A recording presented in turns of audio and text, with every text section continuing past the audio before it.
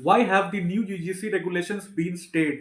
Why have there been protests? How have the regulations defined caste based discrimination? Let's recap. On January 29, the Supreme Court stayed a new set of regulations notified by the University Grants Commission UGC earlier this month on the promotion of equity within higher education institutes, stating they were vague and could be misused.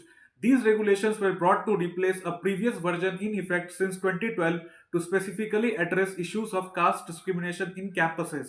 What are the 2026 UGC equity regulations? The University Grants Commission Promotion of Equity in Higher Education Institutes Regulations Bill 2026 were notified by the Higher Education Regulator on January 13, 2026.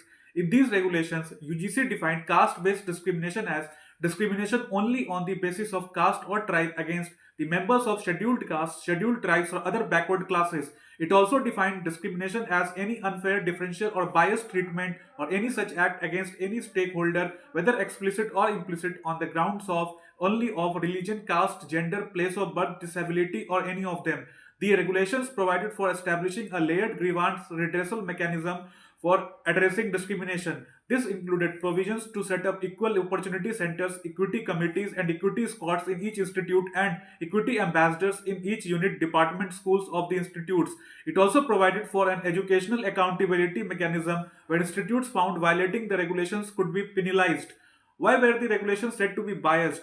Protesters argued that the regulations discriminated against general or upper castes, hinging on the lack of definition of caste based discrimination, the dropping of the false complaints, and ambiguity in the functioning of bodies like the equity squads.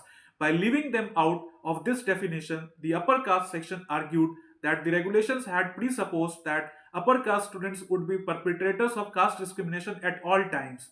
Further, the protesters argued that the provision of punishment for false complaints also has been absent, which they said could have been useful to counter false complaints.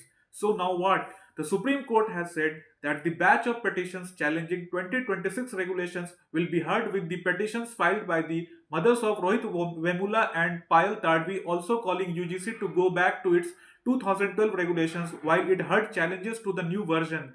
These petitions are to come up for the next hearing in March.